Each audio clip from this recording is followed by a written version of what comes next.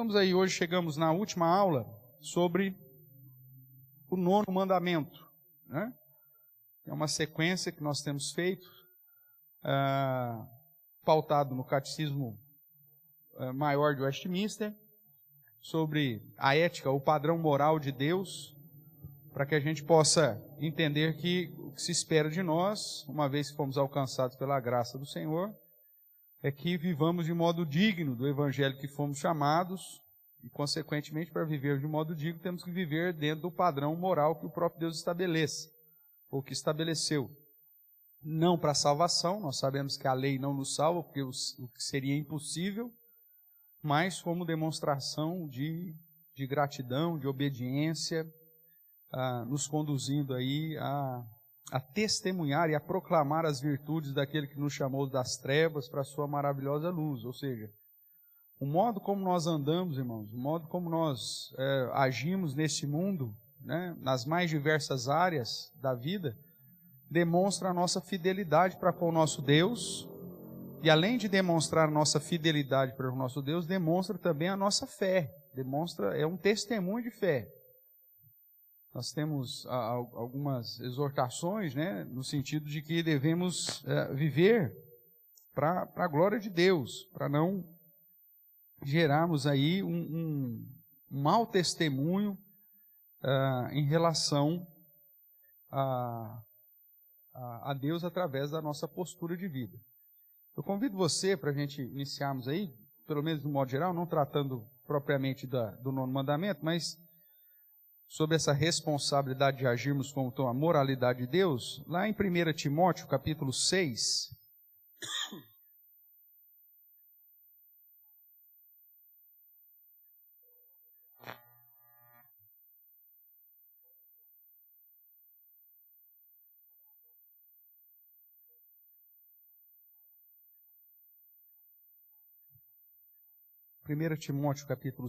onde ele está falando dos escravos, ou dos servos, né, dos senhores,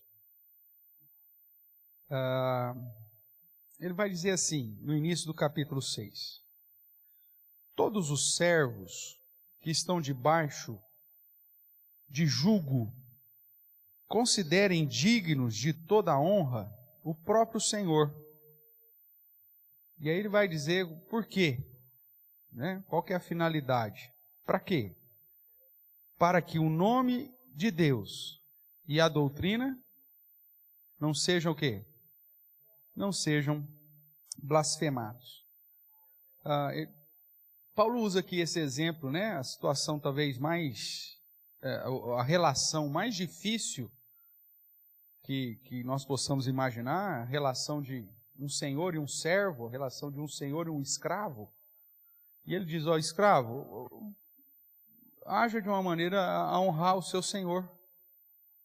Né? Você que é um escravo crente, um servo crente, então faça de modo que, mesmo na condição mais difícil que nós podemos talvez imaginar na relação, no relacionamento interpessoal, ser escravo de alguém, Paulo exorta que os servos cristãos devem honrar os seus servos, ou seus senhores, melhor dizendo, e a finalidade é uma só, para que o nome de Deus, e o que mais?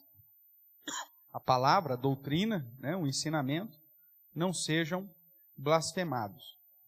Obviamente, graças a Deus que nós não temos mais essa relação, né, de servo, senhor e escravo, mas nós vivemos um relacionamento aí em várias esferas da nossa vida.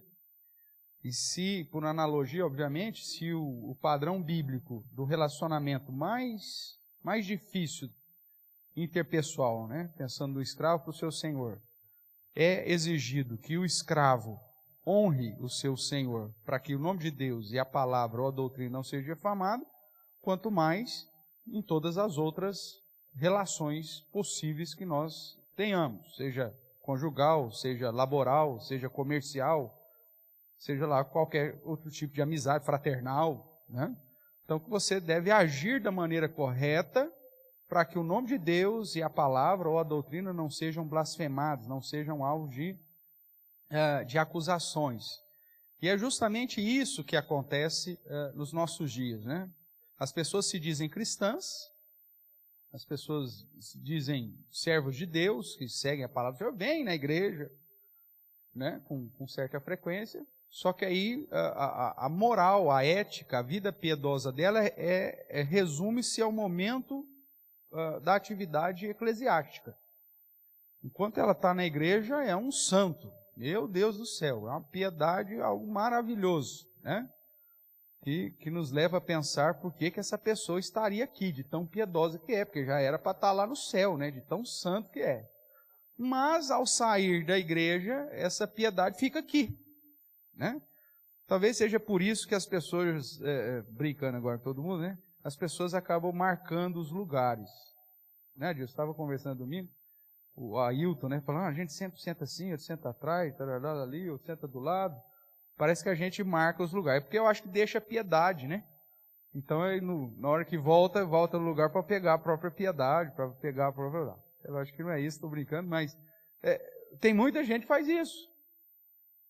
Deixa a piedade na igreja, deixa a santidade na igreja, deixa o padrão de glorificar a Deus aqui, certo? Talvez por isso que seja que o Paulo tenha comprado a cadeirinha aí com esse suporte aí de baixo, né, Paulo? Que é para poder armazenar aí a piedade e tudo mais. E aí ele só vai pegar isso de novo no próximo culto, ou na próxima reunião. E não é esse o padrão de Deus para nós. Nós somos embaixadores, irmãos. Né? Existem dois termos, né, que as Escrituras, são vários, né, mas mais especificamente dois termos que a palavra de Deus nos apresenta, que deveriam nortear a nossa vida em sociedade. Deus nos chama de cooperadores dele. Você vai lá para 1 Coríntios 3, né? Até mesmo de construtor, de edificador, ele vai chamar, mas na ideia de ser cooperador de Deus. E também, Paulo em Coríntios vai nos chamar também de embaixadores. Dentro dessas funções, o que acontece? Se nós estamos lidando com o descrente, nós somos o quê? Embaixador. Estamos representando Cristo para o descrente. E se estamos lidando com os crentes, com os irmãos, nós somos cooperadores de Deus, de modo a edificar uns aos outros. Então a nossa postura de vida, não só dentro da igreja, mas na vida de um modo geral, precisa refletir as funções que o próprio Deus nos deu, seja lá de cooperador de Deus, construtor, seja lá o termo que você queira usar, ou de embaixador, principalmente no convívio com aqueles que não conhecem, que não são da nossa nação, que não são do nosso povo. E, portanto, você é o representante legal de Deus para proclamar essas virtudes. Isso vai refletir através da sua moralidade. Porque antes das pessoas ouvir a respeito do Evangelho, elas vão olhar para a sua postura de vida. Elas vão observar como que você lida no seu dia a dia. E não se engane, está todo mundo de olho em você. As pessoas estão nos observando e dependendo das posturas que nós agimos diante das situações, se nós acatamos práticas imorais, corruptas, ou agimos de uma maneira que não seja eticamente correta, as pessoas vão nos observar e vão marcar isso. E o negócio é tão injusto muitas vezes, que você pode viver 99% da sua vida fazendo tudo certo. Se você der uma deslizada, as pessoas vão favoritar justamente a situação que você deu uma deslizada. E aí, então, você precisa reconhecer que aquela situação foi um deslize, pedir perdão para quem tem que pedir, e aí viver de novo de uma maneira a glorificar a Deus. As pessoas estão olhando, irmãos, o nosso jeitão de viver, a nossa postura em responder aos princípios morais que a palavra de Deus exige de nós. No frigir dos ovos é isso que as pessoas estão olhando. A partir do momento que ela vê que você é uma pessoa que tem princípios éticos, morais, mesmo que ela não concorde, mas princípios coerentes, de bom costume, de piedade, como nós lemos também aqui no nossa reunião de oração, obviamente que essa pessoa vai estar muito mais inclinada a ouvir aquilo que você tem a dizer. E a palavra de Deus diz que nós temos algo a dizer e que precisamos dizer. Obviamente que a sua postura ética não serve como meio de evangelização, porque o que acontece? Se ela estiver desassociada da pregação, porque a palavra de Deus mesmo diz que a fé vem pelo ouvir e ouvir da palavra de Deus ou da palavra de Cristo. Mas a sua postura ética é que vai te permitir falar. Porque se você for falar de fidelidade a Deus, de reconhecer Deus como seu Senhor, seu Salvador, se você não vive isso eticamente, só vai dar risada na sua cara. A pessoa vai te confrontar, mas você está me falando de Deus, cara, olha para a sua vida. Você está me falando de agradar a Deus? Veja como você está andando, cara.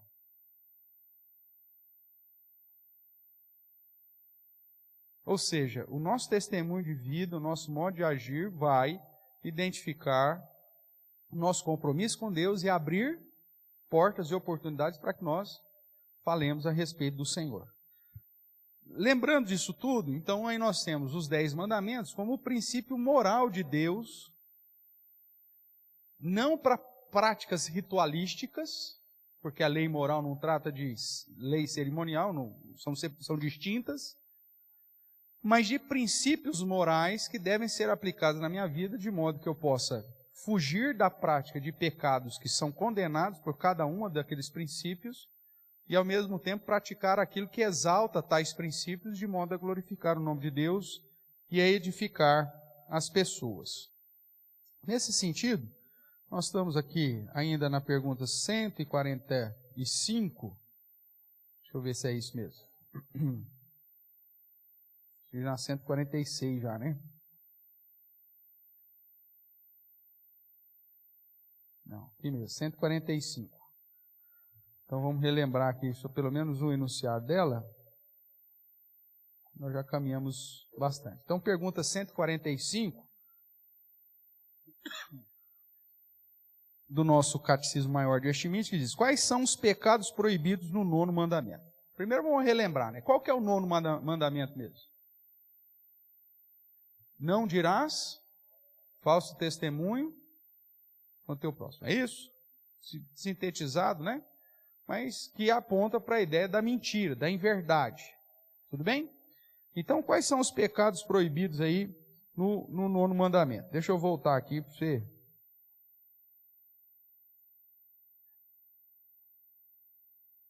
A pergunta 143. Não dirás falso testemunho contra o teu próximo. Êxodo 20, verso 16. Vimos que o princípio moral, portanto, desse mandamento está no sentido de preservar a verdade, de promover uma sociedade pura e baseada na verdade, né? Então, sermos aí guardiões da verdade. Então, vimos já deveres exigidos. E agora, na questão da pergunta 145, quais são os pecados proibidos? Nós já caminhamos aí alguns slides na sequência do texto lá. E, para relembrar aqui, vamos tratar aqui a partir do slide 19 aí, que continua. Que é pecado proibido no 9º mandamento. Falar inverdades, mentir, caluniar, maldizer, depreciar, tagarelar, cochichar, escarnecer, vilipendiar, censurar temerária e asperadamente ou com parcialidade, interpretar de maneira má as intenções, palavras e atos de outrem. Nós fizemos uma sequência lá em Provérbios, né? Que nos auxiliou aqui um pouco a compreender isso. Vamos pegar aí, vamos relembrar pelo menos alguns versos, a partir do capítulo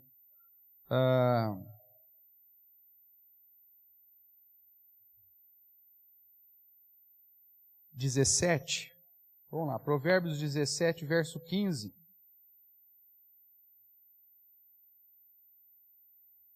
Vamos ler aí, Provérbios capítulo 17, verso 15. O que justifica o perverso e o que condena o justo, abomináveis são para o Senhor, tanto um como o outro. Então essa é a ideia de buscar aí a justiça, né? Ainda em Provérbios, capítulo 19, verso 5. 19:5 diz: a falsa testemunha não fica impune, e o que proferes mentiras não escapa. Capítulo 25 de Provérbios, verso de número 9.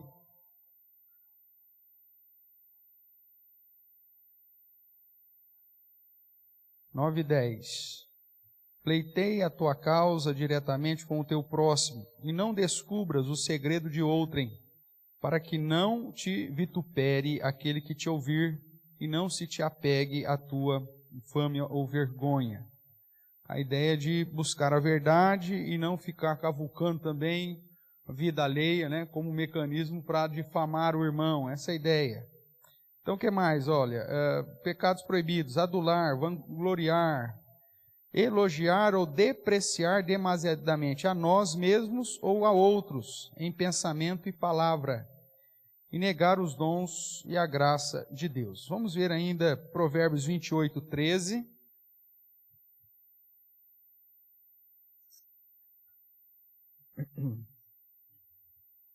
O que encobre as suas transgressões jamais prosperará, mas o que as confessa e deixa alcançará misericórdia. Então a verdade, né, pela verdade, principalmente na prática de pecados.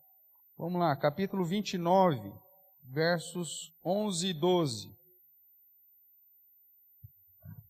Provérbios, capítulo 29, verso 11 e verso 12.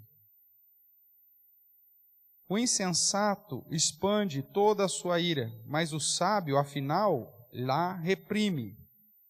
Se o governador dá atenção a palavras mentirosas, virão a ser perversos todos os seus servos. Principalmente se você está numa posição, né, de autoridade. Se você dá ouvidos à mentira, então todo mundo vai te contar em mentira mesmo, né? Todo mundo vai te falar em verdades. E é seu dever como cristão ser um defensor da verdade e, consequentemente, buscar a verdade, né? Certamente você já viveu isso, talvez no contexto laboral, né? De trabalho. Tem patrão que parece que olha, o cara tem tanta insegurança que ele deseja saber tudo da vida dos outros. Já viu pessoa assim? Eu falo, viu, o que você me fala do fulano? Pô, não, fulano não tem nada. Pô, mas não tem nada para me falar? Você não presta atenção nas coisas que acontecem na empresa? Tem que falar alguma coisa. Só que ele faz isso com todo mundo. Incentivando as pessoas a falar mal uma das outras e contar, talvez, particularidade das outras, para ele ficar com todo mundo na mão, né? Esse aqui é o processo da confissão auricular, né? Que o sistema da Igreja Católica utiliza desse pecado, né? Porque a Bíblia diz que a gente vai confessar os nossos pecados a Deus e confessar os nossos pecados uns aos outros. A ideia da confissão auricular, que é o fato de você ter que confessar os seus pecados para o sacerdote, no caso o padre, é nada mais irmãos, do que um mecanismo de manipulação desde a Idade Média. Imagine o rei vindo se confessar contigo. Ó, dormi com a minha camareira. Beleza. Aí a rainha vem confessar com você. Ah, eu traí com o chefe da guarda. Traí o rei com o chefe da guarda. Pronto, ele tem nas mãos o rei e a rainha. E aí ele chega para o rei e fala assim, ó, nós vamos construir uma catedral. Para Santa Mônica. O nome da camareira dele. Aí o rei fala, perfeito, com certeza. E que seja a catedral mais bonita de todas. E por aí vai. Então a confissão auricular, de certa forma, irmãos, é um mecanismo para gerar a descoberta de coisas ilícitas com o objetivo de manipular, difamar e trazer uma instituição de uma sociedade corrupta, né? Onde aquele que tem o conhecimento de todos acaba manipulando todo o processo, né? Então, tem pastor que é desejoso disso também, né? Tem pastor que fica numa neura, né, para saber o pecado de todo mundo, né? Mas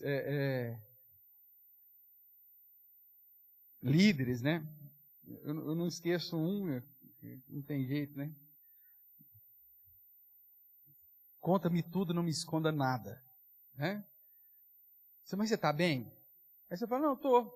Ah, não sei não, viu? O branco dos seus olhos está querendo me dizer alguma coisa. Tem certeza que está bem? Meu amigo, todos nós temos situação. Ah, rapaz, na verdade. Pronto. Aí ele já pescou o que ele queria, né?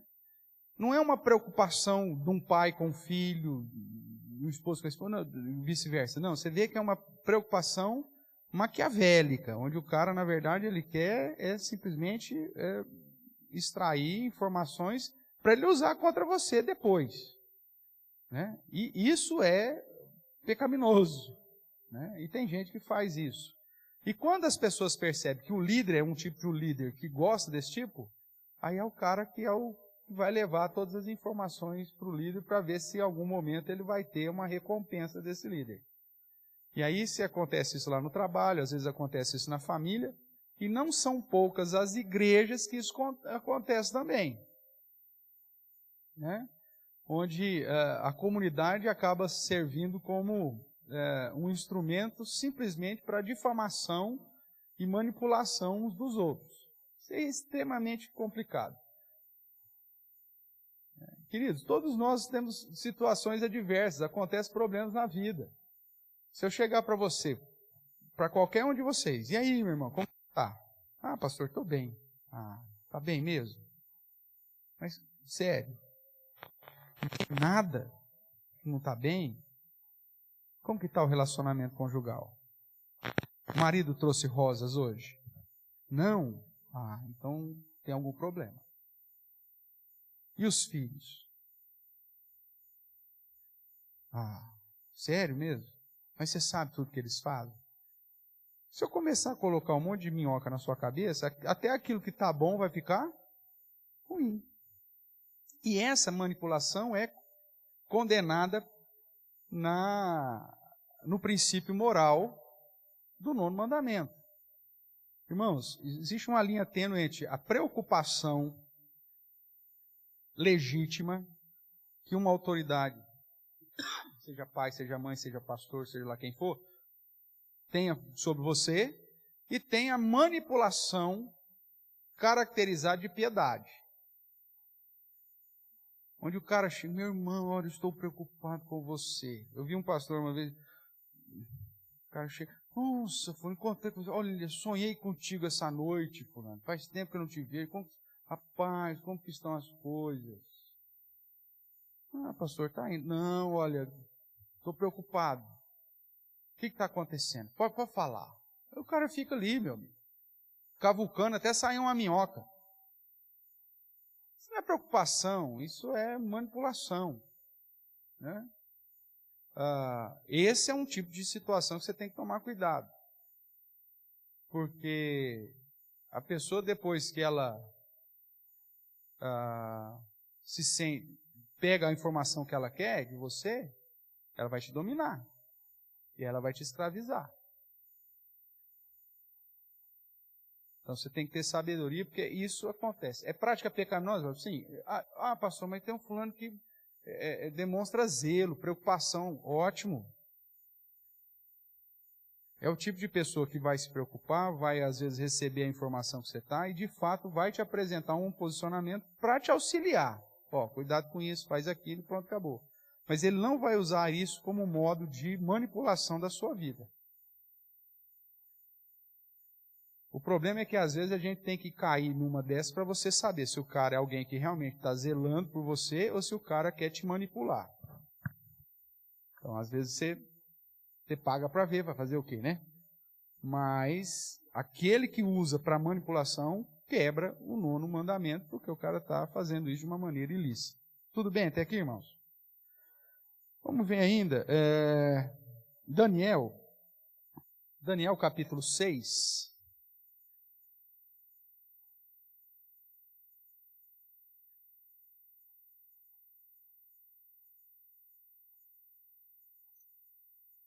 Versos 3 e 4.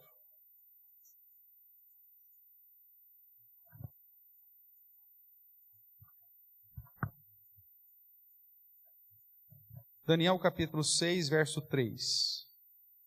Então, o mesmo Daniel se distinguiu destes presidentes e sátrapas, porque nele havia um espírito excelente. E o rei pensava em estabelecê-lo sobre todo o reino. Então, os presidentes e os sátrapas procuravam ocasião para acusar a Daniel a respeito do reino, mas não puderam achá-la, nem culpa alguma, porque ele era fiel e não se achava nele nenhum erro nem culpa. Disseram, pois, esses homens: nunca acharemos ocasião alguma para acusar a este Daniel, se não a procurarmos contra ele na lei do seu Deus. Então, estes presidentes e sátrapas foram juntos ao rei e lhe disseram: ó rei Dario, vive eternamente. Todos os presidentes do reino, os prefeitos, os sátrapas, os conselheiros, governadores concordaram em que o rei estabeleça um decreto e faça firme um interdito que todo homem que por espaço de 30 dias fizer petição a qualquer deus ou a qualquer homem, e não a ti, ó rei, seja lançado na cova dos leões. E aí o resto da história você conhece. As pessoas são induzidas pela própria vaidade, né?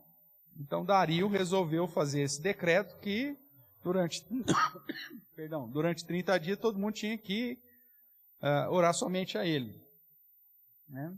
E aí Daniel, na sua fidelidade ao Senhor, orava ao Senhor 3 vezes ao dia, voltado inclusive para Jerusalém, uma vez que ele estava na Babilônia, e os seus inimigos então aproveitaram dessa fidelidade de Daniel para com Deus e armaram toda a cilada relacionada aí à situação que conduziu Daniel de fato à cova dos leões, né? No contexto de Daniel, Deus livrou, mas muitas vezes muitos fiéis, muitos crentes fiéis que são pegos nessa situação, Deus não os livra, e eles glorificam a Deus mesmo quando são lançados aí em situações semelhantes e até morte, dependendo da perseguição do lugar que você está.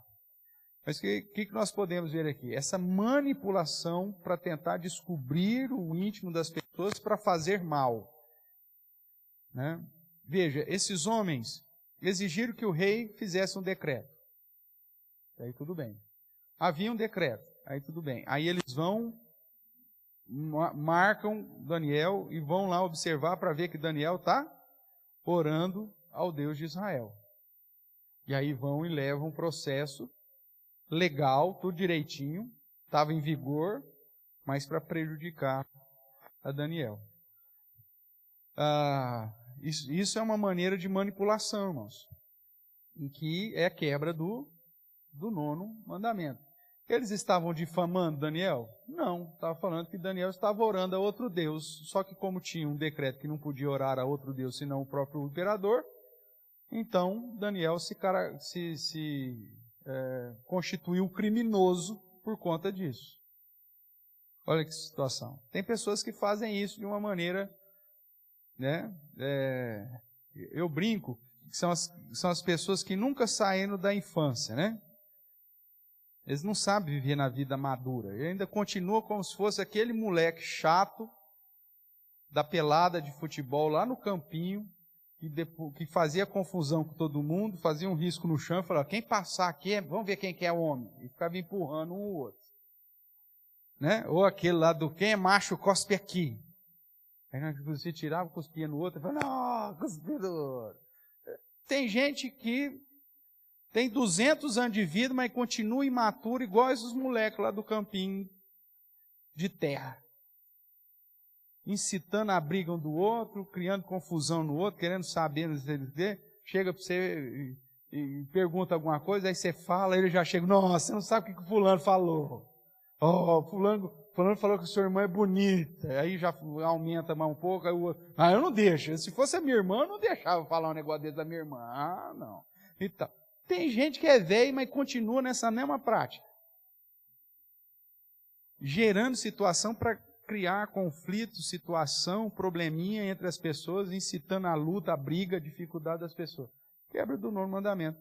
Porque você, como cristão, você tem que ser um defensor da verdade. Você tem que ser um defensor da paz. Você foi chamado para o ministério da reconciliação, o apóstolo Paulo vai dizer. E não o ministério da difamação, da discórdia e da confusão. Né? Irmãos, nós temos o poder, dentro da moralidade do nono mandamento, de cortar o mal pela raiz.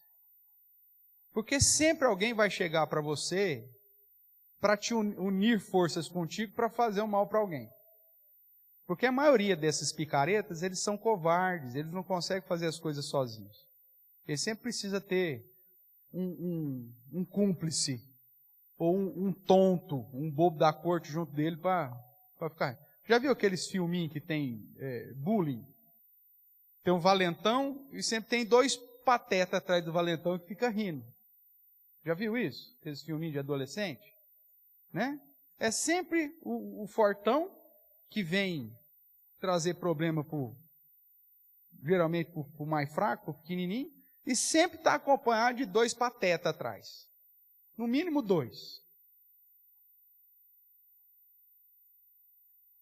Como nós estamos aqui com um pessoal talvez da idade um pouquinho mais avançada, né? Os embalos de sábado à noite.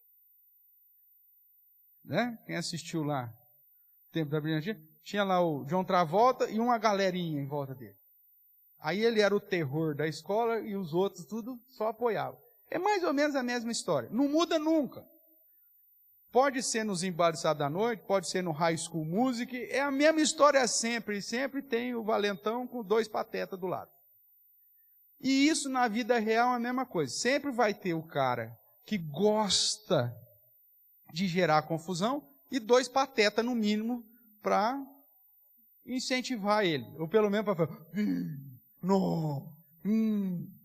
para dar aquele, o efeito sonoro do negócio. Já viu isso acontecer? O cara fala, não, falou isso mesmo. É o efeito sonoro. Sempre. E a nós nos cabe ser o que vai cortar o mal pela raiz. Porque esse cara vai procurar você para unir forças. Então ele vai chegar e falar, cara, você ficou sabendo? Você quer? Cara, não fiquei e não quero. Não fiquei sabendo e não quero ficar sabendo. Vai edificar? Vai trazer benefício? Obrigado. Começa a cortar o tantã e aí ele vai se voltar contra você. Isso aí é fato. Então você tem que estar preparado para isso, porque aí ele vai achar que você é o cara. Aí ele vai chamar você de santão, aí ele vai querer, né? Mas fica firme. O seu propósito é fazer as coisas certas diante de Deus.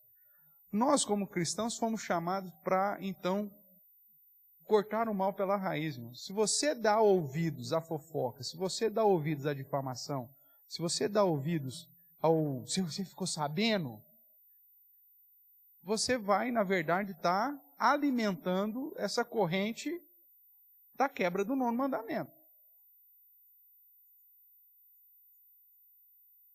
É o processo simples do fake news. Qual que é a primeira lei para você não ser um instrumento para repassar fake news? Você recebe. O que você faz? Ou pergunta para alguém, ou procura a fonte antes de repassar. É a primeira lei para você não ser um divulgador de fake news. Receber um negócio bombástico lá.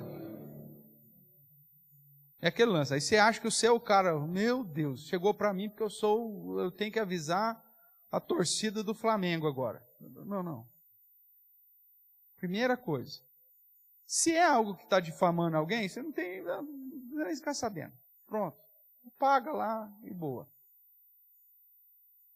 Mas se é algo que você até acha interessante compartilhar, antes de compartilhar, pesquise. Vai lá, procura a fonte. E se não tem fonte, se o cara te passou a informação, não tem fonte nenhuma de onde ele tirou aquilo, considera falso. Pronto. Porque fake news, nós já trabalhamos aqui, é quebra de qual mandamento mesmo? Do nono mandamento, porque você está promovendo uma mentira, uma notícia falsa. Mas tem gente que tem um dedinho nervoso, rapaz, que olha, ele nem termina de ler o negócio, ele já está lendo, nossa, já encaminha. Ainda bem que agora o WhatsApp, eu acho que ele está limitando você encaminhar só para um grupo, né? De cada vez. Porque aí agora... Quando o negócio é muito está encaminhando muitas vezes, eles limitam. Já é uma ferramenta de qualquer forma que ajuda, né? Porque senão o cara marcava e punha 300 grupos, cada grupo com mais de 50 pessoas, e puf. Aí um infeliz sozinho contaminava o país inteiro. Cuidado. Quebra do nono mandamento também refere-se a não reproduzir mentiras. Coisas que não exaltam o Senhor. E nem procurar, né? Ficar procurando como aqui os governadores de Daniel, né? Procurando uma forma para derrubar o outro. Vai cuidar da sua vida, cara. Vai viver a sua vida como um crente. Tem cristão que parece que tem isso no DNA. Tem prazer em ficar cuidando da vida dos outros. Cuide da sua. E cuide da sua de modo a glorificar a Deus. Se cada um já fizesse isso, nós já resolveríamos metade dos problemas de relacionamento que nós temos. Com toda certeza. Vamos lá ainda. Esdras. Vamos voltar um pouquinho lá. Capítulo 4.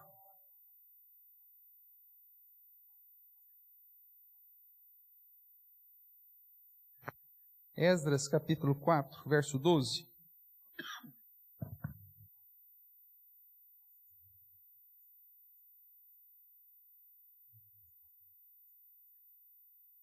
Os inimigos aí, né, da construção do templo.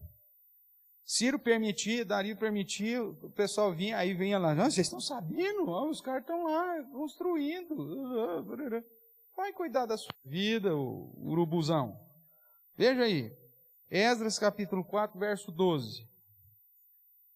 Teus servos, os homens da quem... Isso aqui é uma carta, né? Verso 11, ó. Eis o teor da carta endereçada ao rei Artaxerxes. Olha o teor. 2 pontos. Teus servos, os homens da quem do Eufrates, e em tal tempo, seja do conhecimento do rei, que os judeus que subiram de ti vieram a nós a Jerusalém. Eles estão reedificando aquela rebelde e malvada cidade, e vão restaurando os seus muros e reparando os seus fundamentos. Saiba ainda, o rei, que se aquela cidade se reedificar e os muros se restaurarem, eles não pagarão os direitos, os impostos e os pedágios, e assim causarão prejuízo ao rei. Agora, pois, como somos assalariados do rei, veja o porquê da preocupação dos infelizes, né? Cabide de emprego aqui. E não nos convém ver a desonra dele, por isso mandamos dar-lhe aviso, a fim de que se busquem no livro das crônicas de seu pai, e nele achará o rei e saberá que aquela cidade foi rebelde e danosa aos reis e às províncias, e que nela tem havido rebeliões desde tempos antigos, pelo que foi a cidade destruída.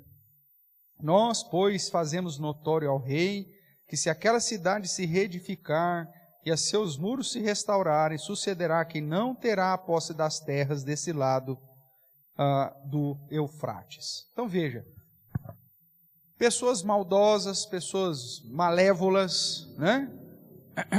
Que é aquela situação que eu brinco, né? Da vizinha fofoqueira, né? Que chega, né? Que bate na boca assim ainda, né? Ó, fulana, você sabe que eu sou sua amiga, ó, longe de mim falar mal de alguém. Ah, mas ó, eu percebi, você viu? Eu não sei, ó, seu marido está tão estranho. Será que não está acontecendo alguma coisa? Ó, fulana, longe de mim. Estou falando isso para o seu bem, porque eu sou sua amiga, quero ver o seu bem, né? Quero ver você feliz, divorciada, com 3 filhos, passando fome. Quero ver você, né? Tendo que viver de Bolsa Família e pedir cesta básica para a paróquia. Então, eu estou fazendo isso para o seu bem, mas olha, eu acho que seu marido está muito estranho, né? Depois que ele mudou aquele cabelinho lá, deixou estilo Chitãozinho Chororó, então, longe de mim, hein? É os mesmos cara aqui, do rei para o rei Artaxerxes. O cara vai se aparecer, rei, nós somos vassalos, nós somos servos. Nós estamos aqui preocupados com o reino, porque esses homens são rebeldes. Cuidado, hein, olha, esse povo aí, olha, judeu, olha, não é fácil não, esses caras, eu acho que eles estão fazendo isso para não pagar os tributos, para não pagar os pedágios. O que é isso? Quebra do 9º mandamento. A pessoa, ela julga você por ela. Ela é um tranqueira, fofoqueiro, miserável, terrível, um coração rebelde, aí ela então te julga por ela. Ela fala, o fulano deve estar pensando igual eu penso, então ele deve estar fazendo isso. E aí, mascarado como o bonzinho da história, chega para o outro, estou falando isso para o seu bem, hein? Olha, longe, você sabe. A pessoa, você quer saber se a pessoa é fofoqueira? Ela vai chegar para você e falar assim, você sabe que eu não sou fofoqueira, né? Essa é a frase chave. Se ela falar isso, você pode carimbar. Pode carimbar. Você sabe que, não é fofoca. Na verdade, o que eu me preocupo tanto com você é para te alertar. Pode carimbar. Porque essa é a mesma que fala para você, e aí depois vai falar para o outro. Essa mesma vizinha que falou para você do marido, não sei o que, tarará, vai chegar para o marido uma hora que encontrar lá no açougue, na padaria, e fala assim, o meu vizinho, vem cá, deixa eu te falar, olha, longe de mim, não sei o quê. Mas eu conversei com a sua esposa, ela está meio estranha, né? Você não sentiu que ela está meio preocupada com você? É a bandida, pode ter certeza. É a filha do Satanás aqui, do povo aqui, do rei Artaxerxes. Cuidado, irmãos. Pastor, isso na igreja acontece? Acontece, irmãos. Tem sempre uma irmãzinha, um irmãozinho, que debaixo da espiritualidade, olha, eu quero falar para o seu bem, olha, eu quero, longe de mim, viu? Estou compartilhando só para você orar, viu? Para orar. Tal. Cuidado. Esses são os diplomados. São os piores. Vamos lá, caminhando aqui ainda, né? Agravar faltas menores também é proibido. Vamos lá, seguindo aqui o texto. Encobrir, desculpar, atenuar os pecados quando chamados a uma confissão franca, né? Que é aquela ideia que nós já até trabalhamos em outras expressões. Mas eu fiz, mas o fulano também fez. Mas isso não é tão grave, né? Isso não é tão grave. Meu amigo, pecado é pecado e pronto, acabou. Descobrir desnecessariamente as fraquezas de outros, levantar boatos falsos, receber e acreditar em rumores maus e tapar os ouvidos a uma defesa justa. Você está falando, o cara já não aceita. Suspeitar mal, invejar ou sentir tristeza pelo crédito merecido de alguém. Vamos ver aí alguns textos do Novo Testamento agora? Vamos lá, Mateus capítulo 7.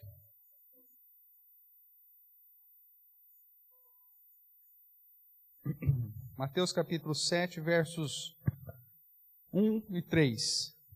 Ou 1 a 3. Não julgueis, para que não sejais julgados, Pois com o critério com que julgardes, sereis julgados, e com a medida que tiverdes medido, vos medirão também. Porque vês tu o argueiro no olho do teu irmão, porém não reparas na trave que está no teu próprio olho? A ideia, irmãos, desse verso é nos apontar o fato de que todos nós somos pecadores. E que mesmo que nós temos vivido de uma maneira justa, correta, ainda assim a compaixão e a misericórdia não podem sobressair a justiça.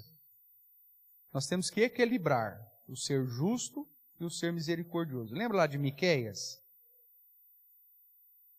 Ames a misericórdia, pratiques a justiça e ande humildemente com o Senhor teu Deus. É o padrão de equilíbrio.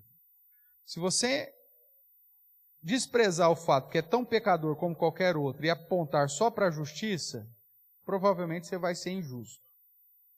Se você exaltar só a compaixão, a misericórdia e sem levar em consideração a justiça, provavelmente você também vai ser injusto na aplicação da sua postura, porque você vai estar exaltando aquilo que não deveria ser exaltado. E o contrassenso aqui é andar na presença de Deus, porque o próprio Deus nos auxilia então a entrar nesse equilíbrio entre a justiça e a misericórdia. Então, toda vez que você for julgar alguém, porque algumas situações vai acontecer, você tem que julgar ciente de que você também é pecador, de que você foi alcançado pela graça, de que o perdão de Deus também veio sobre a sua vida, porque senão você vai fazer igual os discípulos. Né? Senhor, quer que nós mandamos fogo aqui para queimar todo mundo? Esse é o padrão. Muitas vezes, a gente também se esconde atrás de uma pseudo-piedade e justiça, né? Como se nós fôssemos os santarrões e todos os outros fossem pecadores. E aí, quando nós tratamos com os outros, então todo mundo é culpado e eu vou condená-los todos. Essa perspectiva de não levar em consideração tanto a misericórdia quanto a justiça vai me conduzir a uma prática injusta, uma prática incorreta, incoerente em relação aos outros. Então o padrão de Deus é que eu haja com justiça, mas moderado com a minha compaixão, reconhecendo que eu também um dia fui alcançado por essa graça, e se não fosse o cuidado e a proteção do Senhor, talvez eu faria coisa pior do que o outro está fazendo. É assim que a gente vai conseguir ajudar as pessoas, né? E não difamando, coisas desse tipo. Mateus 21, verso 15.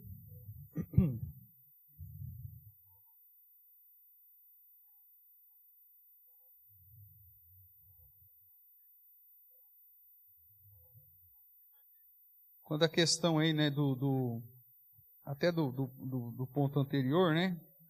Ou a última aqui, ó, invejar ou sentir tristeza pelo crédito merecido de alguém.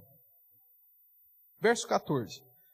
Vieram a ele no templo cegos e coxos e ele os curou. Mas vendo os principais sacerdotes e escribas as maravilhas que Jesus fazia, e os meninos clamando, Hosana ao filho de Davi, indignaram-se e perguntaram-lhe, ouves o que esses estão dizendo? Respondeu-lhe Jesus, sim, nunca lestes? Da boca de pequeninos e crianças do peito tirastes o perfeito louvor? E deixando, saiu da cidade para Betânia, onde pernoitou. Veja, os sacerdotes, os escribas, né, invejavam, sentiram tristeza pelo crédito que Jesus estava recebendo por fazer maravilhas ao povo. Às vezes, irmãos, Deus concede bênçãos para alguns dos nossos irmãos, e tem pessoas que se entristecem verdadeiramente, ou seja, duramente, por conta da bênção para os outros. E isso é um desamor quanto à verdade, quanto ao crédito e tudo mais, por isso caracteriza também um pecado proibido no 9º mandamento. Às vezes com criança, né, a gente percebe isso mais, mas nós fazemos isso da mesma forma. Mas, por exemplo, em casa nós tivemos 3 crianças, 3 pequenininhos, um pertinho do outro. E aí quando chegava o aniversário de um, era uma tristeza para os outros 2. Né? É um negócio natural, mas que você tem que trabalhar com a criança para não ser um problema. Então, a Duda era mais velha, só que ela nasceu em abril. A Lulu, a do meio, nasceu em janeiro. Então, na cabeça dela, muitas vezes, assim, ó, mas virou o ano, por que ela vai fazer primeiro se eu nasci primeiro? Se eu sou mais velha, por que o aniversário da Heloísa vai ser primeiro que o meu? Até ela entender esse negócio do calendário, foram alguns anos. E isso gerava uma situação.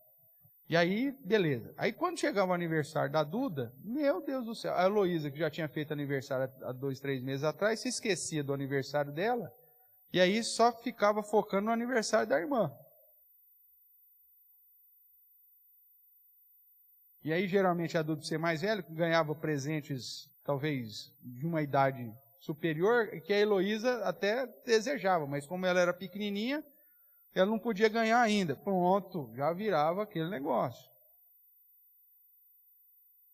Depois, aí o Samuel falou, mas só elas fazem, só elas. Por que eu não faço? Não, o senhor vai chegar ainda, mas pô, só lá em julho, meu amigo, não chegava nunca.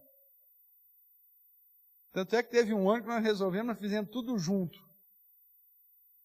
Aí você fala, resolveu o problema? Não, não resolveu. Porque aí, no caso, foi da Duda e do Samuel que nós fizemos, né?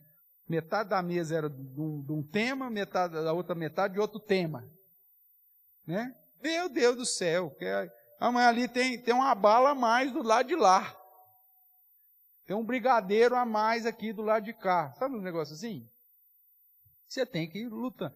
Só que tem gente que fica grande e não aprende isso, e continua da mesma forma. Né? O pastor deu a mão para o fulano e não deu a mão para mim.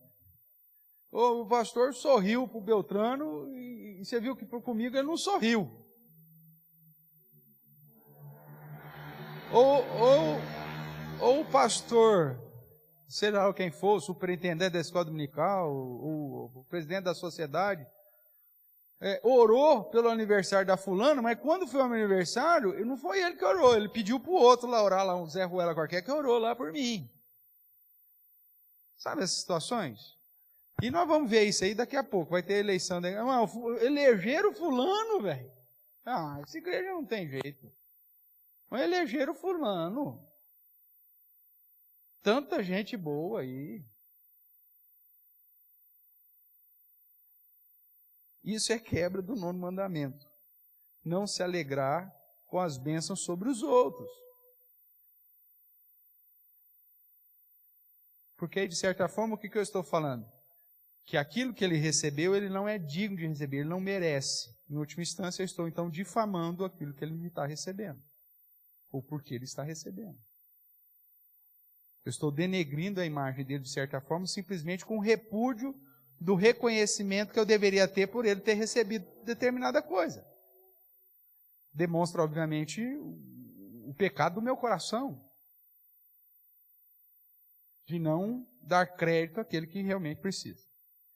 Tudo bem, irmãos? Vamos ver ainda mais um pouquinho aqui, capítulo 26 de Mateus.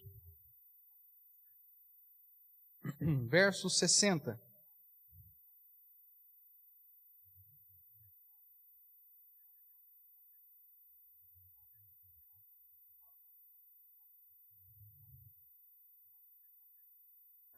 Vou ler o 59. Ora, os principais sacerdotes e todo o sinédrio procuravam algum testemunho falso contra Jesus a fim de condenarem à morte. E não acharam. Apesar de se terem apresentado muitas testemunhas, o quê? Falsas. Mas afinal, compareceram 2 afirmando, este disse, posso destruir o santuário de Deus e edificá-lo em 3 dias. E levantando-se o sumo sacerdote, perguntou a Jesus, nada responde ao que se depõe contra ti? Jesus, porém, guardou silêncio e aí depois o restante você conhece. Veja, o fato de gerar testemunhas falsas. E mesmo, irmãos, quando são situações que não prejudique alguém. Vamos colocar nesses termos. É muito comum, às vezes, as pessoas, principalmente em caso de questões trabalhistas, né? A pessoa chegar e falar assim, eu preciso de 2 testemunhas, 3 testemunhas, você não pode testemunhar, eu testemunhar o quê? Não, testemunhar que eu fiz tal coisa, eu deixei de fazer tal coisa. Não, mas eu não vi isso. Mas não tem problema, é só chegar lá e falar que você viu um dia, já está bom. Mas eu vou prejudicar o cara. Não, é um serviço do Estado. É do Estado. Não está prejudicando nenhuma pessoa. E eu não, a firma é grande, a firma é grande. A firma é grande. São empresários. Não tem nenhum, não é nem familiar a empresa. Eu só preciso que você vai lá e fala porque você viu eu lá com. Um dia você passou e viu que eu estava segurando uma vassoura. Só isso que você precisa falar lá. Porque eu sou porteiro, e aí de vez em quando eles pediam para eu varrer ali em volta da guarita, mas a minha função não é limpeza. Então teve desvio de função e eu estou entrando com ação contra a empresa. Mas é a empresa grande, é de empresário, não vai prejudicar ninguém.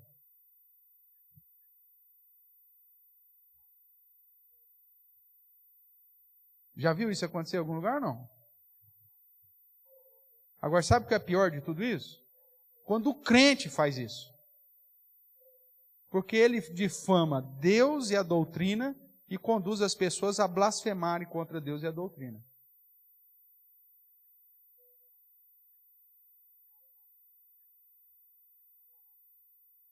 Tem crente que vive desse negócio, meu amigo. E ainda chega assim, pastor, não, pastor, ora aí para dar certo lá a demanda lá, porque eu vou dar o dízimo. E o pastor ora ainda, dependendo da igreja. O cara tinha que ser disciplinado, um infeliz desse. Pela quebra do 9º mandamento. Mas a igreja tem tolerado, tem incentivado e às vezes até tem apoiado determinadas posturas. Aí depois a gente pergunta, não sei porque tem tanta gente nesse mundo que tem repúdio à igreja. É simples você entender porque essas pessoas têm repúdio à igreja. Lógico que não é a maioria, mas grande parte dela tem repúdio à igreja por causa dos crentes. Que ao invés de agir de uma maneira a glorificar a Deus, vive uma prática de vida moral tão terrível que conduzem as pessoas a blasfemarem o nome de Deus e da doutrina, por conta da postura ilícita em que vivem. Cuidado. Vamos lá, caminhar mais um pouco aqui. O que mais que é proibido? Esforçar-se ou desejar o prejuízo de alguém.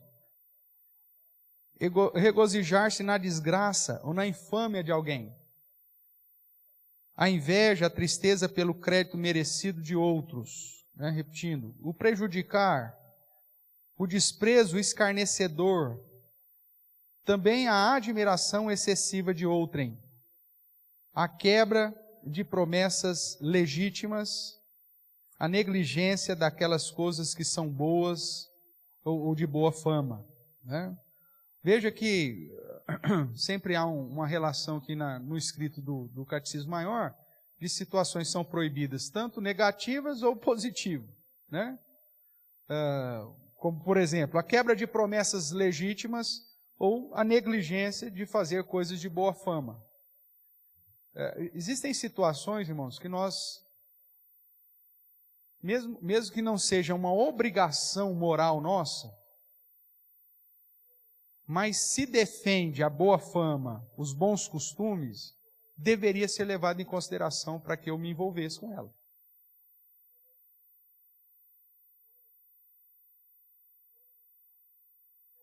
É incrível, por exemplo, vamos pensar aqui em uma situação hipotética.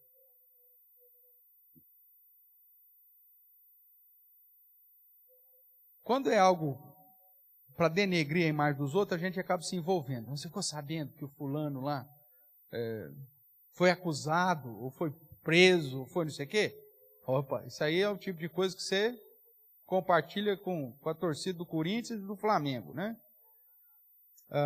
Agora, quando o cara recebe um prêmio, reconhecimento, não sei das quantas, torce o nariz.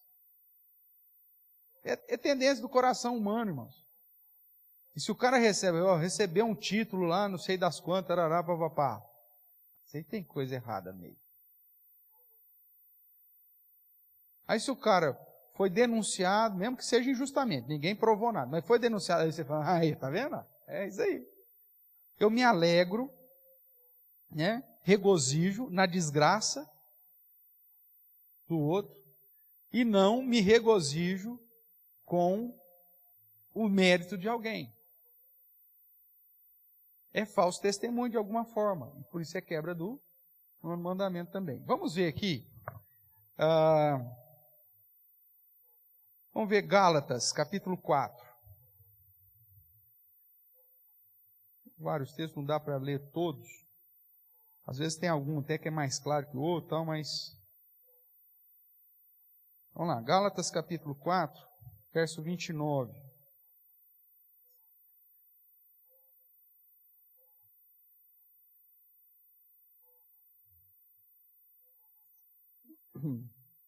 Diz assim: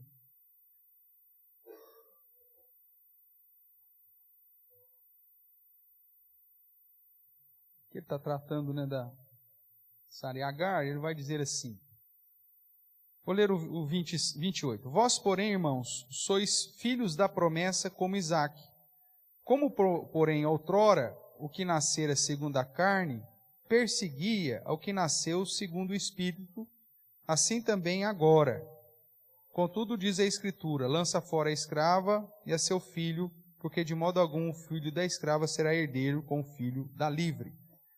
Aqui Paulo está lembrando da circunstância de Sara e Agar, né, onde Abraão tem um filho com a escrava, e depois Ismael, e depois nasce Isaque, ok? E aí o filho da escrava começa a perseguir Isaque e fazer bullying, né, com Isaque, tirar sarro de Isaque, rir de Isaque, parará, tal. Isso incomodou Sara, de modo que Sara falou, ó, manda essa escrava embora e o filho dela junto. E Deus referenda isso. Porque a postura de Ismael era uma postura de difamação, era uma postura denegrindo a imagem do irmão e gerando problemas. Então nós vemos que o próprio Deus já deixa em alguns episódios nas Escrituras essa postura contrária ao fato de combater como quebra do 9º mandamento a prática de prejuízo para outros. Tem pessoas que vivem a vida para prejudicar os outros.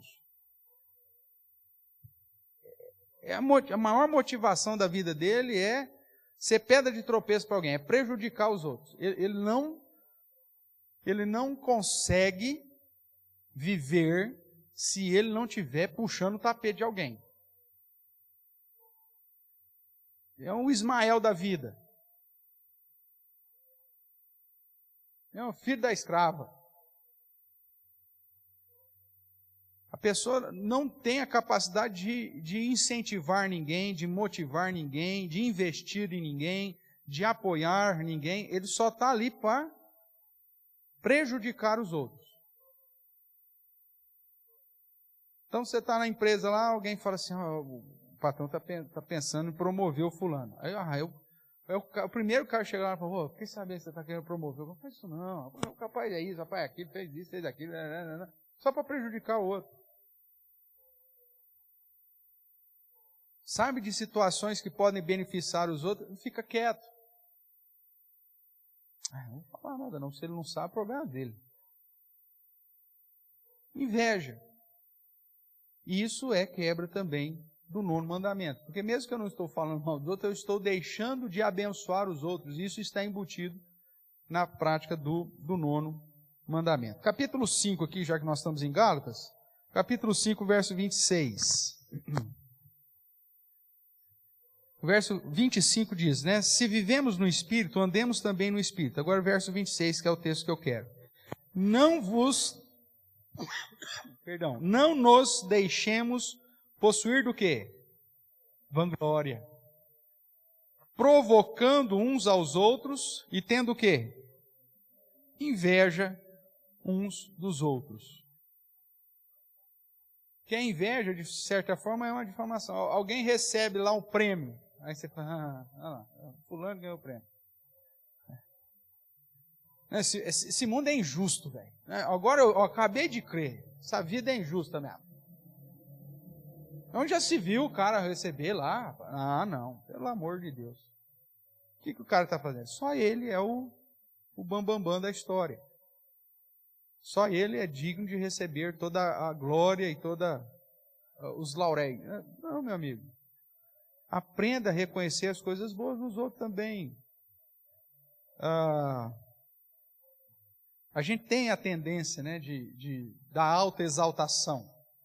Por isso que a palavra de Deus sempre confronta o nosso próprio pecado.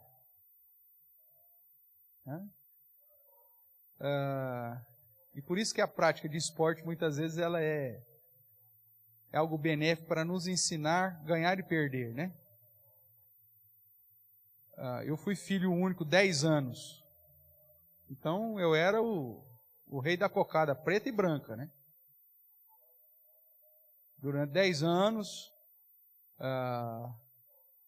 aquela história, né, de filho único, tudo funciona só para você, e piriri pororó. Aí você chega na escola, de repente você não é filho único na escola. Você é só mais um aluno em 30 e tantos. Aí você vai na educação física, você não é filho único na educação física. Você é só mais um em 60. Porque junta as turmas. E aí, meu amigo, você tem que aprender a dividir, você tem que aprender a perder, você tem que aprender que existem pessoas melhores que você. E esse negócio de ser filho único trouxe, obviamente, uma dificuldade muito maior, porque eu achava que tudo tinha que se rodar em função de mim mesmo. E até hoje eu me pego, muitas vezes, lutando contra esse pecado. Né? De querer ser o centro das atenções. Mas isso é pecado, irmãos. E a gente precisa lutar contra isso. E principalmente quando o nosso par acaba tirando mais nota que a gente, ou recebendo um elogio e nós não, a gente tem que aprender a nos alegrar com a vitória dos nossos iguais. Porque senão isso nos adoece. Se a gente não tomar cuidado, isso nos adoece. Quando você traz para uma questão familiar, né? Você tem lá vários irmãos, ou primos, né? E aí um acaba tendo lá um sucesso determinado. O fulano foi o melhor aluno da classe.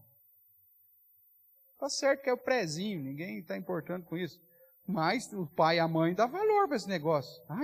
Meu filho é tão inteligente, foi o melhor da creche. Né? Aí o outro já fica tudo enciumado. Vamos ver, né? Creche não vale nada. Vamos ver daqui a alguns anos, né? Se termina o colegial, pelo menos, né? Inveja. Então a gente tem que tomar cuidado. Porque o nosso coração é inclinado para o pecado, irmãos. E não é à toa que a palavra de Deus nos adverte claramente para não nos deixarmos possuir de vanglória, provocando uns aos outros e tendo inveja uns dos outros. Né? O cara ganhou, foi promovido na empresa. O cara comprou um carro novo.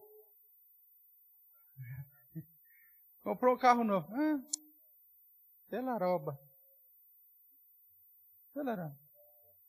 Vamos ver se paga, né? Né? Então, nossa, mas dessa marca? Dessa cor? Dessa cor? Pô, já que vai comprar um negócio, compra um trem mesmo, bonitinho. Às vezes, você chega, né, todo animado, é só vitória, cara. Aí você comprou lá, um carro lá, popularzinho lá, mas, pô, seu, né? Comprou. Aí você chega, ganhou. Não, comprei. Mas, pô, compra um negócio melhor, né, cara? Pô, pelo amor de Deus, né? Tem pessoa que perde a oportunidade de ficar quieta, né? Porque para abrir a boca para fazer um negócio desse, meu amigo, é melhor que não tivesse língua. Porque muda é pouco. Mas tem pessoas que a inveja sai pelos poros. Não consegue se alegrar com a vitória de ninguém. Isso é quebra do 9º mandamento, irmãos. Porque, em última instância, a minha inveja está mostrando que aquele cara não merecia aquilo que ele está recebendo. Além de demonstrar a pecaminosidade do meu coração, ainda mostra a minha ingratidão para com o Senhor Deus, porque é como se eu dissesse para Deus assim, por que ele tem e eu não tenho? Por que ele ganhou e eu não ganhei? Como se Deus estivesse fazendo coisa errada, né? Vamos lá, 2 Timóteo 3.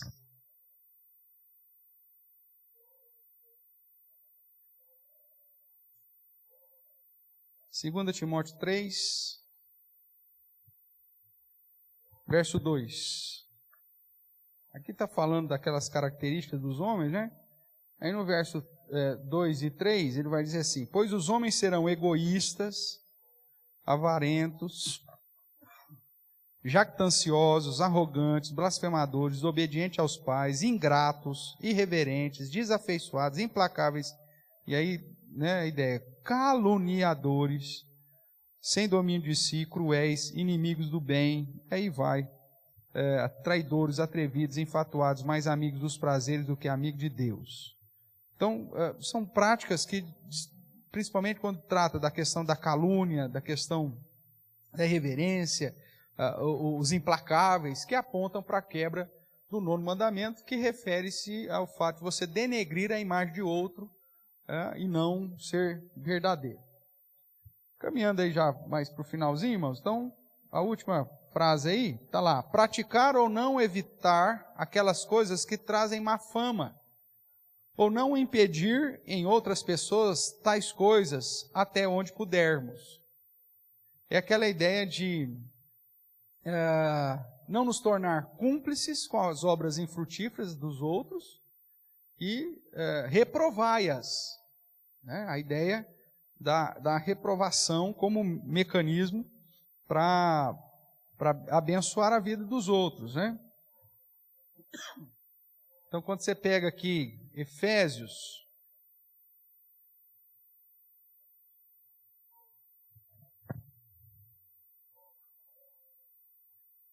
capítulo 5,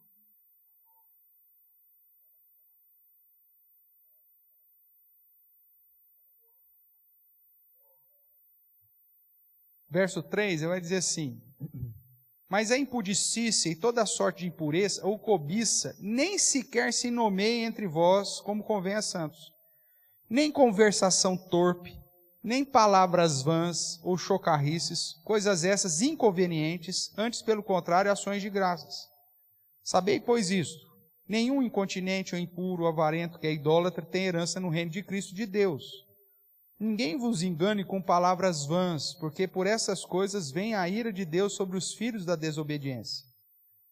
Portanto, não sejais participante com eles, ou seja, não praticar ou não evitar aquelas coisas que trazem má fama, ou não impedir em outras pessoas tais coisas até aonde nós pudermos. Então, não sejais participante com eles, pois outrora erais trevas, porém agora sois luz no Senhor, andai como filhos da luz. Porque o fruto da luz consiste em toda bondade, justiça e verdade, né? Que é o nosso foco. Provando sempre o que é agradável ao Senhor. E não sejais cúmplices nas obras infrutíferas das trevas, antes o quê? Porém, reprovai-as. Porque o que eles fazem oculto só referir é vergonha, mas todas as coisas, quando reprovadas pela luz, se tornam manifestas, porque tudo que se manifesta é luz. Pelo que diz, desperta, ó tu que dormes, levante de entre os mortos, e Cristo te iluminará. Portanto, vede prudentemente como andais, não como os nécios, ou como nécios, e sim como os sábios, remindo o tempo, porque os dias são maus. Por esta razão, não vos torneis insensatos, mas procurar compreender qual a vontade do Senhor. Não vos embriagueis com vinho, no qual há dissolução, mas enchei-vos do Espírito. E às vezes de falar conversação torpe, palavras vãs, chocarrices, o que você vai falar? Falando entre vós, uns salmos, entoando, louvando de coração o Senhor, com hinos e cânticos espirituais, dando sempre graças por tudo ao nosso Deus e Pai e ao nosso Senhor Jesus Cristo. E o verso 21 que diz, sujeitando-vos uns aos outros no temor de Cristo. Que é a mesma ideia que depois lá em Filipenses ele diz, considerando o outro como sendo superior a mim. Né? A questão do não dirás falso testemunho passa muito por essa postura, irmãos, do entendimento da sujeição mútua. A Bíblia nos chama a atenção para nos sujeitarmos mutuamente e para considerarmos sempre o outro como superior a nós. Por que eu não aceito a vitória do outro? Porque eu me considero superior a ele. Por que eu não aceito o sucesso, a vitória, o crédito, o louvor, o prêmio, e eu sempre vou reclamar da situação dos outros? Porque, na verdade, eu me considero superior a eles. Eu não me sujeito a eles em Cristo Jesus. O padrão, portanto, de glorificar a Deus, me colocar de submissão a Deus e a sua vontade, deve servir para apagar aí a chama do egoísmo, né, e da autovalorização em detrimento do meu próximo. E, consequentemente, isso vai ficar muito mais fácil de eu me alegrar com a alegria dele e não difamá-lo e não ser instrumento para prejudicá-lo, porque a minha cabeça estará como um princípio do cristianismo, que é de me sujeitar uns aos outros. Toda vez que eu tento puxar o tapete de alguém é porque eu quero a posição dele, porque a posição dele, no meu entendimento, tem que ser minha, porque eu sou superior a ele. Ele não pode estar nessa posição e eu estar embaixo. Então eu vou puxar o tapete dele, eu vou falar mal dele, eu vou apontar os erros dele, eu vou difamá-lo para o maior número de pessoas, para que as pessoas olhem para mim como opção para estar naquele lugar e tirem ele dali. Então tudo isso é fruto de um princípio da nossa falta de sujeição de uns para com os outros. E que, em última análise, é a nossa falta de sujeição ao próprio Deus, por isso caracteriza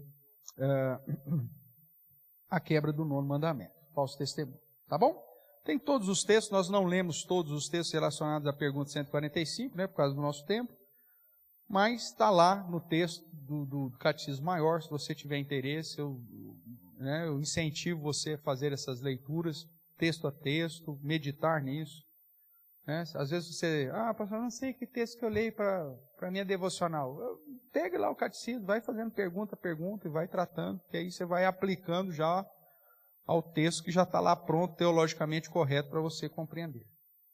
Concluindo, irmãos, então nós vimos que o 9º mandamento, juntamente com os demais, tem o objetivo maior de formar e manter uma sociedade justa, com princípios que glorificam a Deus. Em especial, o 9º mandamento visa a manutenção da base para uma sociedade livre, pura e confiável, ou seja, a verdade.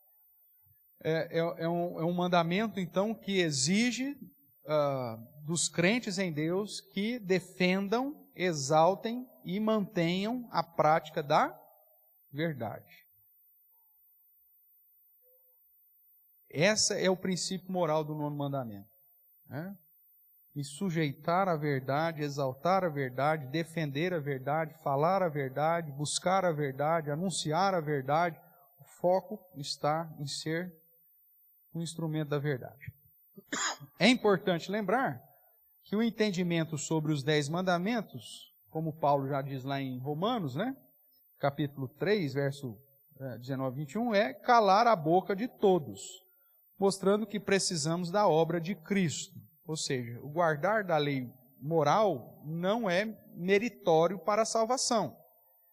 Porém, devemos nos conduzir a buscar a praticar tais ensinos como um padrão de moralidade, o padrão moral de Deus para nós, no sentido de demonstração de obediência, de gratidão, de temor a Deus em guardar os seus mandamentos. E como nós falamos no início, o guardar da moralidade de Deus serve para exaltar o nome de Deus e sua palavra. Porque quando eu não ajo em conformidade com a moralidade de Deus, eu conduzo as pessoas a blasfemarem contra Deus e a blasfemarem contra a palavra. O fulano, mas não é crente? Olha lá, é que diz que é crente aquela figura lá. Olha lá, o que ele está fazendo? Olha lá, fulano é... Ou então você é tão picareta que quando alguém fala assim, você sabe que fulano é crente? O que? O fulano é crente? Ah, não acredito. Então, acaba blasfemando do nome de Deus e da própria verdade por conta de não agir em conformidade com a moralidade de Deus. Por fim, o texto clássico aí, né? Efésios capítulo 4, verso 25, diz: por isso, deixando a mentira, fale cada um a verdade com o seu próximo, porque nós somos membros uns dos outros. Mais uma vez, a ideia de não me sujeitar uns aos outros, porque nós fazemos parte do mesmo corpo. Estão no mesmo barco, né? E principalmente quando nós estamos tratando da comunidade cristã, a vitória de um é a vitória de todos, o reconhecimento de um, a exaltação de alguém na sociedade, acaba trazendo benefício para todo mundo. Então, devemos viver na defesa da verdade. Alguma pergunta, irmãos, a respeito do 9º mandamento? Temos aí 4 minutos ainda?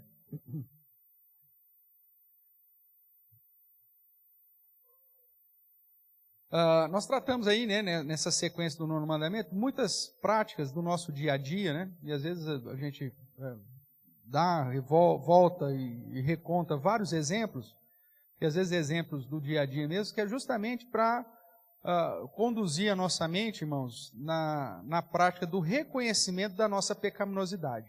Uma das grandes dificuldades dos cristãos dos nossos tempos é justamente estar com a mente tão cauterizada na sua própria justiça, que não vê mais pecado em si.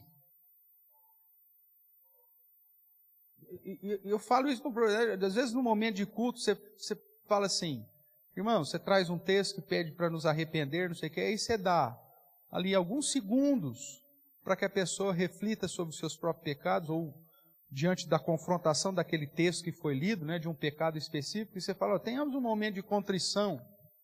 E aí você olha para a igreja, um aproveita para olhar se recebeu mensagem do WhatsApp, o outro já levanta para buscar água, o outro vai no banheiro. Eu falo, esse pessoal não tem pecado mesmo não, né? Eu acho que eu vou tirar fora esse negócio do culto aqui, momento de contrição, porque ninguém precisa dele. Se derramar diante de Deus e falar, Senhor, estou aqui, sou pecador, tenho feito isso, me ajuda, essa semana foi terrível, o Senhor sabe, caí nisso, fiz aquilo, não lidei bem com a minha inveja, não lidei bem com a ira, não lidei bem com a mentira. Irmãos, o problema de cauterizar a nossa mente é que a gente acha que nós somos muito santos para Deus. E todo esse processo, né, do estudo da moralidade, da ética na visão cristã, que a gente está fazendo aí já há meses, é justamente para tentar quebrar a nossa mente dessa postura já cauterizada de que, como se nós não tivéssemos pecados. Nós temos e muitos. Só que quando nós não reconhecemos que somos pecadores, a gente vai levando a vida na prática pecaminosa ainda. Isso que é o pior. Então, quando se trata de assuntos e traz exemplos e situações, o objetivo não é constranger ninguém, mas o objetivo é justamente conduzir a cada um de nós a fiscalizar o nosso próprio coração. Nós somos pecadores, irmãos. E nós temos que lutar contra o pecado todo dia. Tem pessoas que se acostumou tanto com isso, que se acham que, eu estou na igreja há tanto tempo, eu sou cristão há tanto tempo, e acha que então, eu sou assim mesmo. E não é para ser assim. O padrão bíblico é uma busca constante para um padrão ético que glorifique a Deus a cada dia. Significa que todos nós chegamos, o próprio Paulo, né, fala, não que eu cheguei à perfeição, agora que eu vou aprendendo e as coisas vão ficando para trás, eu vou mudando aquilo que eu venço, eu não vou voltar atrás para perder de novo. Eu vou olhando firmemente, vou caminhando, né? Não que eu já tenha chegado à perfeição, mas eu estou caminhando para lá. Agora tem muita gente que se acomoda num padrão de vida aparentemente aceitável, de piedade e santidade, mas que lá no coração o trem está borbulhando de podridão. E aí estudar sobre a ética cristã e o padrão bíblico da moralidade, né, os princípios morais que Deus tem para a gente, tem que servir para mexer com o meu coração. para que eu possa identificar e dar nomes para o meu pecado. Né? Em relação ao pecado, o sentimento contrário, né? Você precisa conhecer o seu falho, porque aí você tem como combatê-lo. Quando ele está no pacote, como eu brinco, né? A multidão dos meus pecados, vai passando, como se fosse só mais um. Não, nós precisamos aprender a identificar cada um dos nossos pecados e traçar um plano bíblico para confrontar. O que eu posso fazer para não fazer isso de novo? O que eu vou fazer para parar de fofocar? O que eu vou fazer para parar de difamar? O que eu vou fazer? Que instrumentos a Bíblia mesmo me apresenta para que eu não busque prejudicar os outros, mas que eu seja instrumento para abençoar os outros? Se não, irmãos, nós vamos viver uma religiosidade, 300 anos vivendo uma religiosidade sem crescimento espiritual, sem amadurecimento espiritual. E Deus nos chamou para crescermos, para amadurecermos. E essa é uma postura que a gente tem que fazer, não só em relação ao 9º mandamento, obviamente, mas a todos. Ah, pastor, é impossível, não sei o que. Tá. É impossível, então vamos viver na prática do pecado? Paulo mesmo responde, de modo nenhum. Eu vou lutar contra ele, eu vou caminhar, mesmo que seja de pouquinho em pouquinho, mas que seja. O problema é ficar estagnado na prática do pecado. Isso que Deus não espera de nós, uma vez que Ele nos trouxe para o reino do Filho do seu amor. Amém?